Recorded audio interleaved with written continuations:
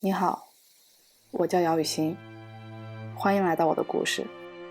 My story with dance began with this photo of me when I was 5 years old. And from now, please follow me into my journey with the art of dance. Because of my love for dance, I left my family and entered an art school to start my professional dance training at the age of 12. At that time, I wanted to become a great dancer. But due to the high intensity of training, I suffered from serious injuries. My spine was injured during training, which was the most serious injury I had ever experienced. My C5 and C6 vertebrae protruded and compressed my nerves, causing me to be unable to move for an entire year and suffering from severe nerve damage and weakness. My right knee had a third-degree deformation of accumulated fluid. My left ankle had a soft tissue injury, and my shoulder joint would habitually dislocate and still continue to torment me to this day. And at that time, I was only 15 years old. Not only did I suffer physical injuries, but also during my 6 years in art school far away from family, just by myself, I experienced countless incidents of school bullying. I could only endure everything and then save myself. These experiences ultimately made me much more mature than my peers because I needed to learn to protect myself at a very young age. My mentality was also changed during that time. Looking back now, my personality was shaped by those terrible experiences, and those terrible days have left me with permanent trauma. And everyone has their own story. So now I just try my best to live in the present. And I have always been an overthinker since I was young, and I realized that the education system of dance in my country is restrictive. So I began to ponder what true dance is. It is just about advanced techniques or amazing flexibility. I love the dance, but why did it cause me such deep harm? Physically injured and mentally exhausted by the harsh education system, I began to dislike dance that had to be done by the rules. Do I still like dance? I don't know anymore. My experiences made me start to ponder the meaning and true essence of dance. I finally realized that dance should not only be defined by technique and the flexibility, but also as means of self-expression, conveying emotions, and communication. If I still love dance, then I need to find a way to dance that allows it to be part of my life, rather than just excessive training and restrictions. Therefore, after entering conservatory, I chose to major in dance choreography. I was introduced to contemporary dance, and at that time, I felt free in the world of dance, so I started to create. This is my first work, a solo dance that depicts the silent onset of depression and the individual struggles that come with it.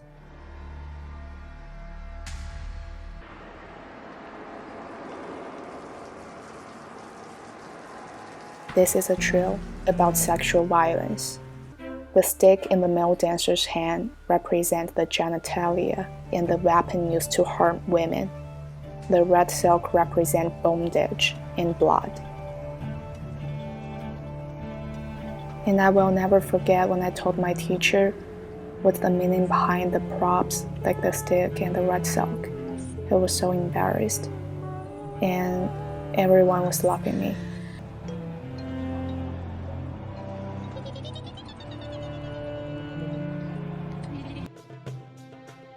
And this is a small group dance about Chinese Tai Chi culture, using the core concept of harmony, Tai Chi's movement style, and circle to develop the piece.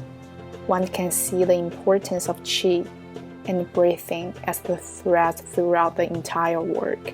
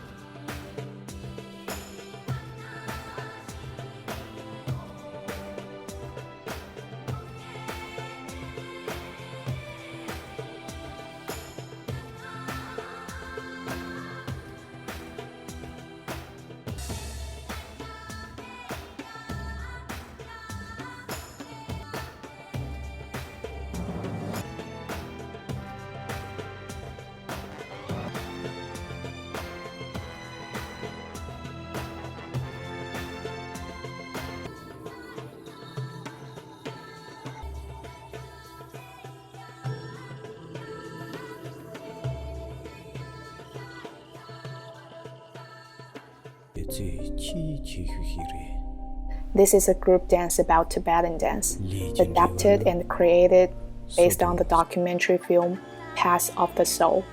The characters' personalities are all based on real events from the documentary.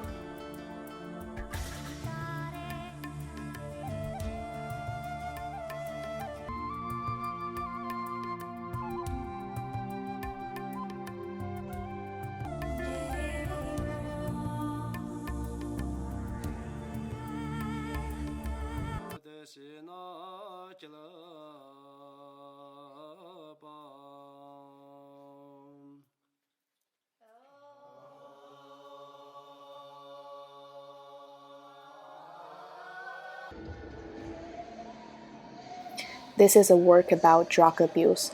Before creating it, I did some research, including details about the behavioral characteristics of this group.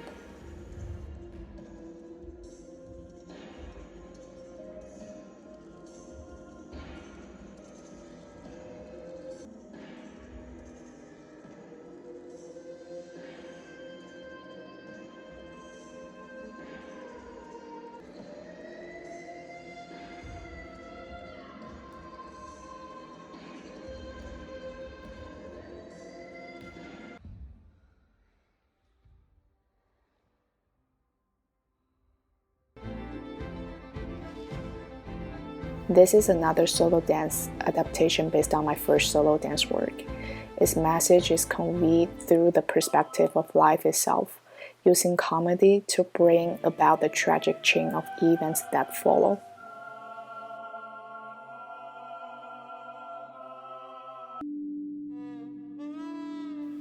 And this is my first dance film called Symbiosis.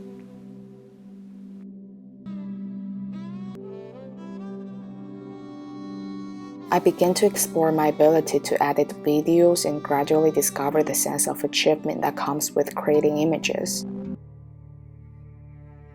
And I felt that this way of conveying emotions through imagery deeply inspired me and made me realize the unlimited possibilities of film and video. So at that time, I wanted to become a filmmaker.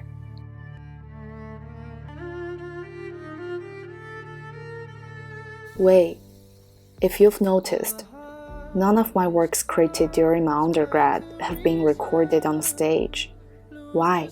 Because countless times I was told, your work cannot be performed on stage because the content is too sensitive. Just one sentence, and all the research and effort I put into them went up in smoke. But why? Do I not even have the freedom to create?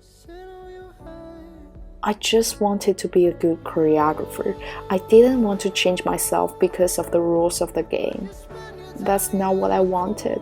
I have my own creative intentions, and I want to create works that could reflect reality and be meaningful. But I tried my best, and I got nothing. What else can I do? I was lost, and I didn't know where the meaning of persistence was. And I lost my motivation.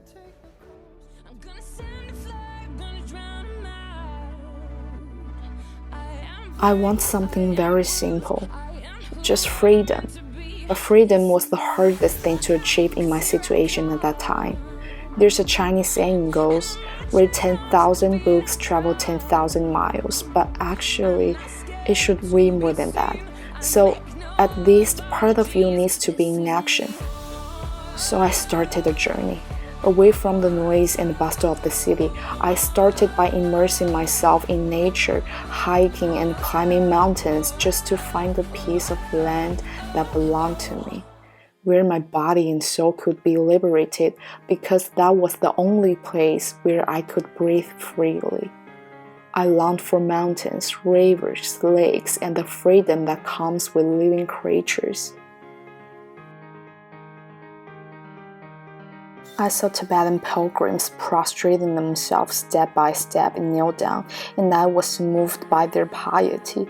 I stopped to listen to their beliefs and stories. I saw the purest smiles on their faces, and I couldn't hold back my tears any longer. As I walked among the mountains and saw the wild animals, I felt that nature was no longer harmful, and that all life was equal. I pressed my face against them and felt their breathing patterns. I felt the purity of life. I kept climbing until I cannot breathe and stood at the top of the snow-capped mountain, shouting toward the distance. Finally, I felt free. And I even had the thought of dying in this nature and living forever with the mountains, rivers, lakes, and oceans. I know this sounds crazy, but I finally found a part of myself. Many people cannot understand it, but the emotions and baptisms that nature and primitive life bring to me always make me cry. Then I can decompose myself and be reborn.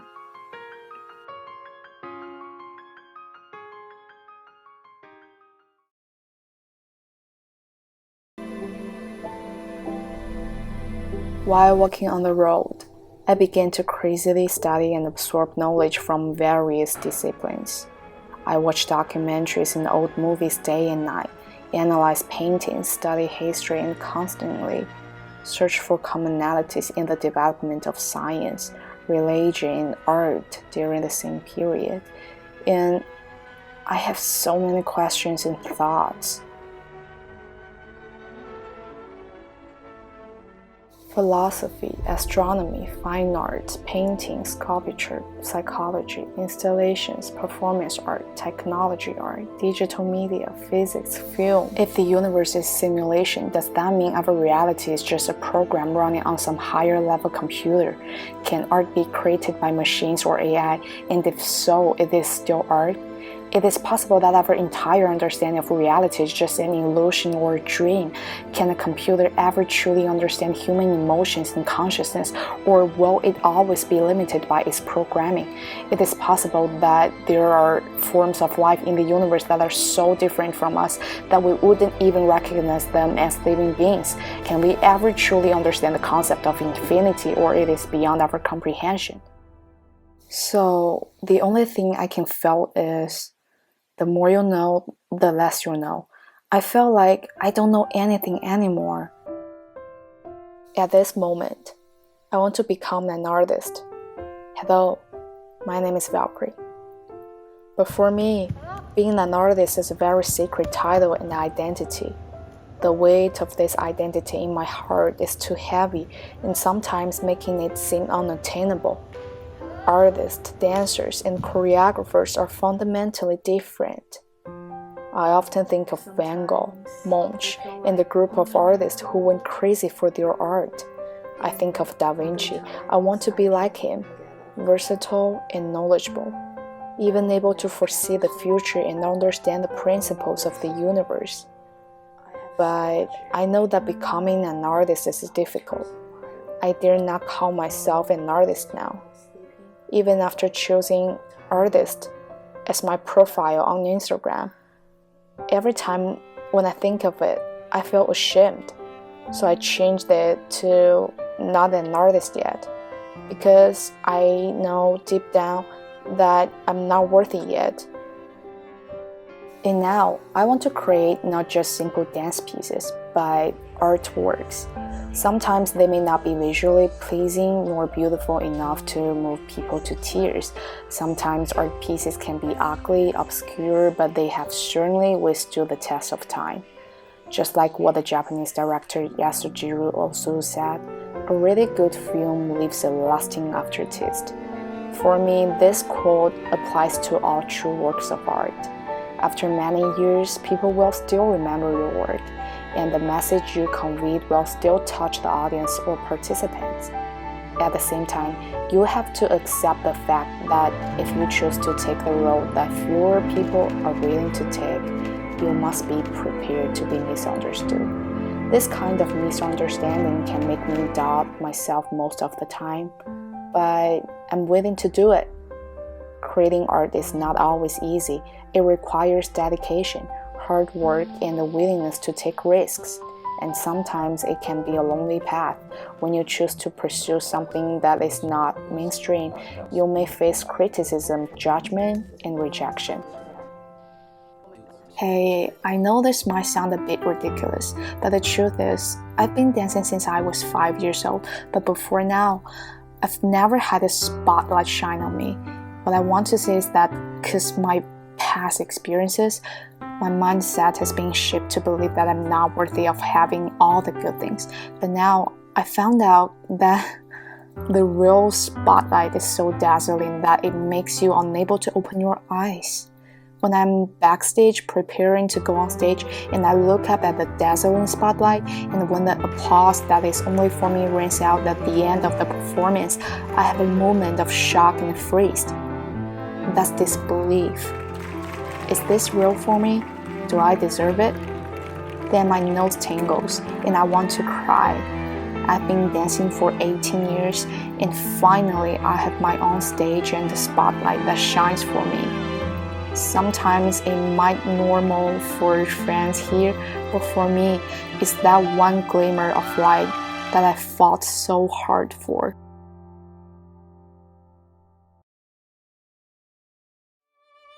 So in terms of my future research direction, I have always thinking that what is the conflict and possible coexistence between traditional and technology-based innovative approaches art, like AI-generated art. Technology is cool, but I don't want to get lost in it. Dance, the oldest form of emotional communication that existed before written language, allows us to express all kinds of emotions through our bodies. It was the starting point of our ancestors' civilization culture. Plus, I grew up in a place next to Tibet, and whenever I felt empty and overwhelmed, I would go there. When I saw Tibetan people pilgrimage, I felt from the bottom of my heart that I don't want this one of the most primitive and purest cultural and religious traditions disappeared. And based on this, I want to research more cultures from around the world and the art beneath them, as the primal life force always attracts me. Given this background, I'm interested in investigating the relationship between technological innovation and traditional cultural arts. Like, will the development of technology threaten the existence of traditional cultural arts? If not, how can technology contribute to the protection and inheritance of traditional cultural arts? If technology and traditional arts are not mutually exclusive, then how can we control the degree of future innovation to achieve a mutually reinforcing and complementary role? I see the conflicts and possibilities of the combination of culture and technology art, because the conflict and possible relationship between spiritual intelligence and kinesthetic intelligence in the context of art depend on how individuals or communities perceive and approach traditional cultural, religious, or native art forms in AI-generated art and technology-based art approaches. At the same time, it is possible for us to see a relationship between these two types of intelligence in the context of art, where they can be used to enhance and enrich each other's expression.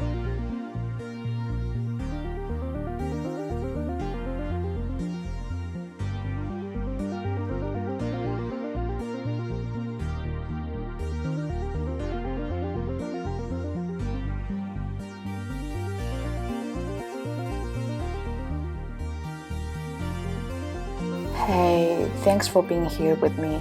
So this is a part of my story. You know, I often think of life as a blank piece of paper, and I believe that I'm the one holding the brush and creating my own destiny. And so my story is still unfolding, and lastly, I want to express my gratitude for everything. And if you're up for it, let's link up.